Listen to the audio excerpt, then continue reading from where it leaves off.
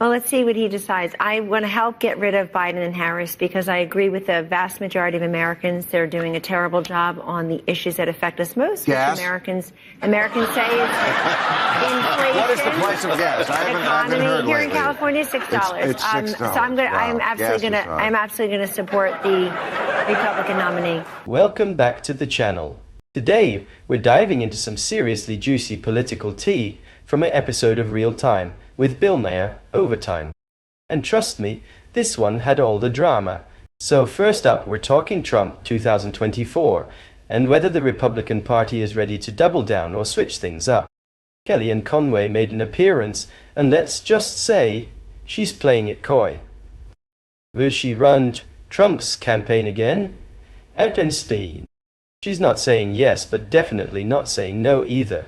And then the debate kicked off. Should Trump run again? Or is it time for fresh faces like Ron DeSantis or Glenn Youngkin to take the lead? The panel had thoughts, and we're breaking it all down. Let's get into it. Corey Canal, with the advent of social media, political protests have certainly changed since the last century. Is this for the better or for worse? Depends on the quality of the character of the people who participate. Technology is just a means. What you bring to it. What you bring to it, you know. But certainly, I mean, you would admit that it allows more people to hear about something going on. I mean, you could have the version of a flash mob. That's true. You know, I mean, you can get people in an hour to show up someplace. That's true, but in the end, it's about quality rather than quantity.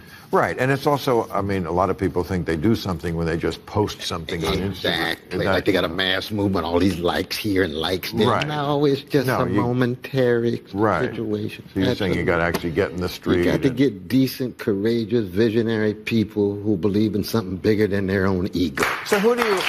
Let's talk about something that hits you real close to home in this digital age, activism and social media.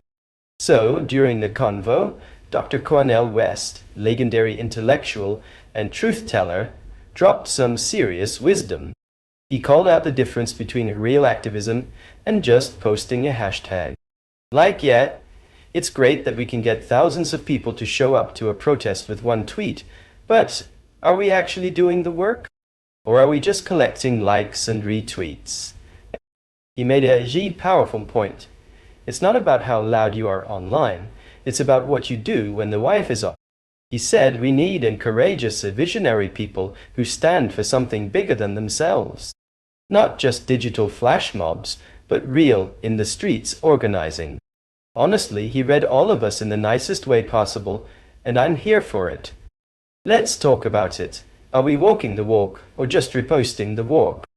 Trump is going to be running again, I'm sure. Kellyanne will be the campaign manager because he's going to say you stuck up. Well, I'm one for one because I had nothing to do with his $1.4 billion 2020 boondoggle. Right. Okay. You're one for one.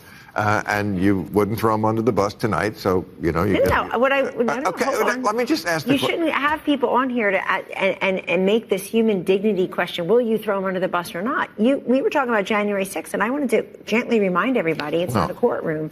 It's a hearing, and that they didn't even have the guts, I think I said balls, to subpoena him, and they never do. But I mean, you say here you'll support the Republican nominee, but like we don't have a Republican nominee yet. Why don't you want it to be somebody? Why don't you want them to nominate somebody else? Job. We don't even know what she does. Her weekend schedule always says the vice president has nothing on her public schedule this weekend. But I want to get a vice president who's working for the country. Why shouldn't they nominate Ron DeSantis or Glenn Youngkin or some other governor who's popular in the state who doesn't have the baggage that Donald Trump has and who didn't? DeSantis just beat him in a straw poll. So the Republican Party should nominate who it wants to nominate. But I will tell you, in these primaries, you're a Republican. they're all you running. Get an opinion too. And I'll vote for whom I want. I absolutely will, and I'll keep that private. But listen, because that's my right. But listen, it's right. Here's the thing. They're all running as America first. They're all running on energy independence, better tax cuts. High gas.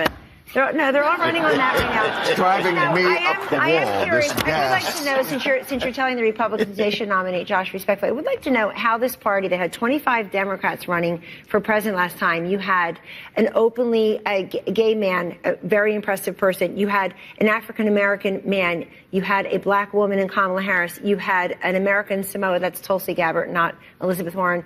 You had a female socialist. You had a male socialist. And you ended up with the old white guy from Washington. How did that happen? How is the Democratic Party, this party of youth and energy? Now, Kellyanne is basically Trump's ride or die from the 2016 campaign. She was the first woman to manage a winning presidential campaign ever.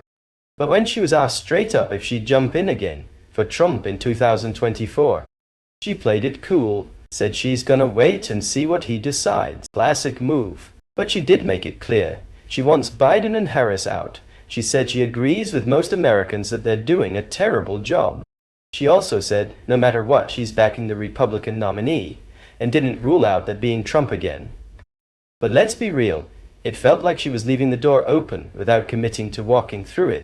Then the convo took a turn, and this is where it got really interesting. The rest of the panel started pushing back like, hold up, why does it have to be Trump? Why not someone like Ron DeSantis or Glenn Youngkin? Both are governors, popular in key states, and come with way less baggage. Let's not forget, Trump's 2020 campaign burned through over $1 billion and still lost. That's not exactly a winning pitch. Josh Barro chimed in with the idea that the GOP should seriously consider someone with electability and fresh energy. Because love him or hate him, Trump is carrying a lot. Legal issues, January 6th fallout, and just overall drama fatigue. But here's the kicker. Kellyanne wasn't budging.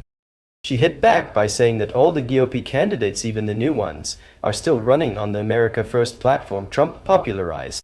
So even if it's not him, it's his agenda that's defining the party. And honestly, she kinda has a point. Trumpism has reshaped the Republican base, even if the man himself isn't the nominee. But that raises a big question.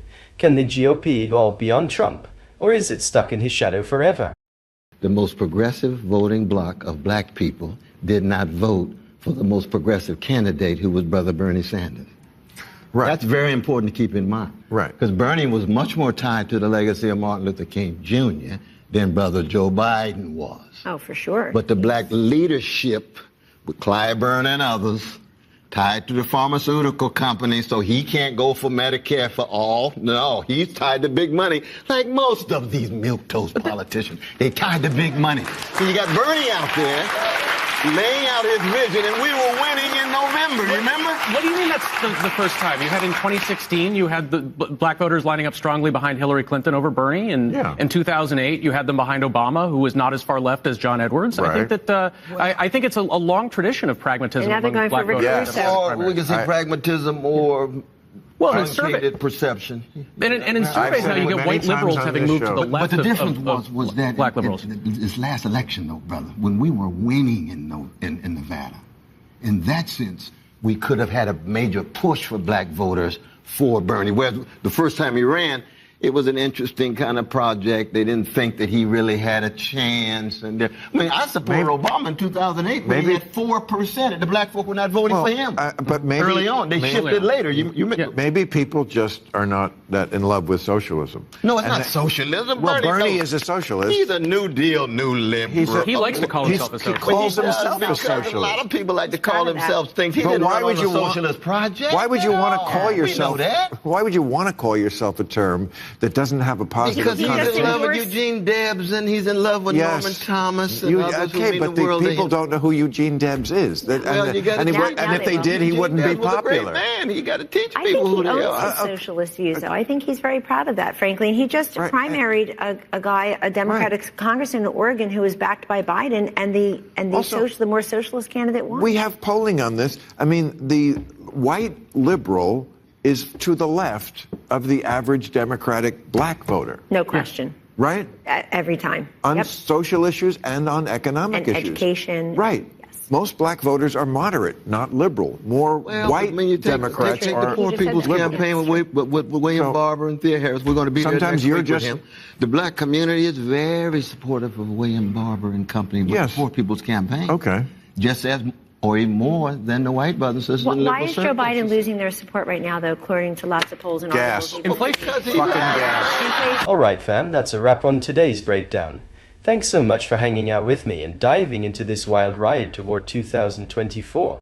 Whether you're Team Trump, Team Change, or just here for the political popcorn, I appreciate you being part of the convo. If you got something out of this video, if it made you think, made you laugh, or just kept you in the loop, do me a solid. Give it a thumbs up, drop a comment, and hit that subscribe button so you don't miss the next deep dive. This channel is all about keeping it real, breaking things down with no fluff, and building a community where your voice actually matters. So, if that sounds like your vibe, much love, stay informed, stay curious, and I'll catch you in the next one. Don't forget to subscribe. Peace out, legends.